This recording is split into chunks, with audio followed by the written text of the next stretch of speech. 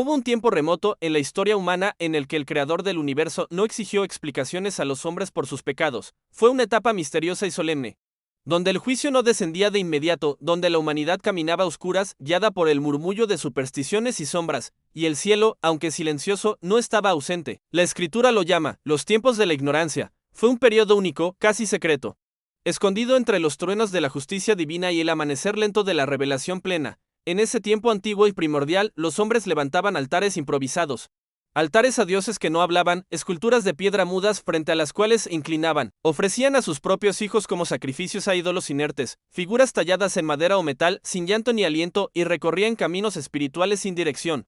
Eran peregrinos de lo desconocido, guiados solo por los ecos de tradiciones orales y rituales sin significado, envueltos en culturas que buscaban sentido en la oscuridad más allá de lo visible. Desde los días de Adán, después de que pisaron el Edén y perdieron la comunión directa con su Hacedor, el pecado se multiplicó con rapidez abismal. La violencia vertía su río por toda la tierra. Las naciones se volvieron orgullosas, levantando torres con manos en alto para desafiar el cielo, y la idolatría devino un lenguaje común en todos los pueblos.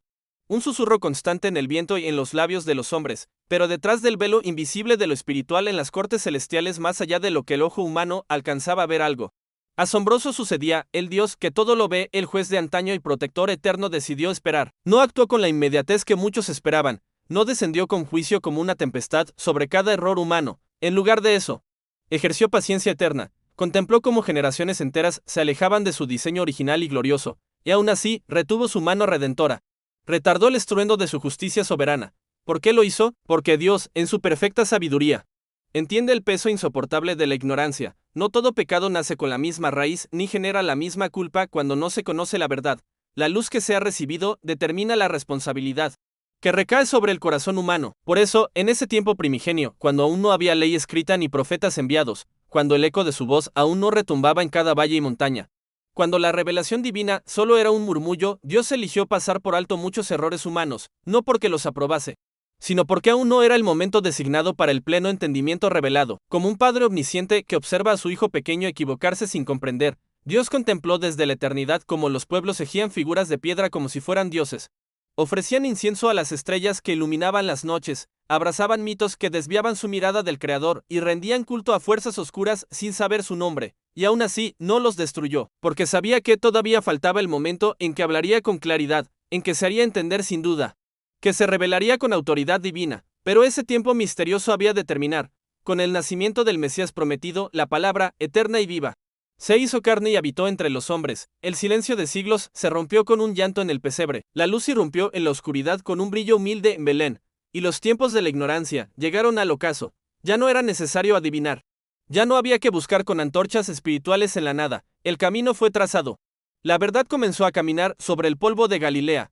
Aquello que era culpa por desconocimiento ahora se hizo responsabilidad clara y personal. Y sin embargo, la misma gracia infinita de Dios no se secó con la curva final de la redención. La compasión que había retenido el juicio en tiempos remotos ahora continuaba ofreciendo salvación mediante el sacrificio del cordero inmolado en el Gólgota. Las excusas cayeron, pero la esperanza floreció. La ignorancia terminó. Mas la oportunidad de reconciliación persiste, porque la cruz no fue solo el punto final de los tiempos oscuros, fue el inicio de una era nueva, el tiempo de la redención que trasciende generaciones. Y tú, que ahora vives en estos días radiantes, ya no estás en tinieblas. Posees la escritura traducida a tu lenguaje, posees la historia que lo valida, posees el evangelio proclamado sin murmullo. Tienes acceso al mensaje antes oculto, a la cruz que expió, al espíritu prometido que mora en los redimidos. La pregunta ya no será duda si pecaste, sino a ¿qué harás ahora que sabes la verdad?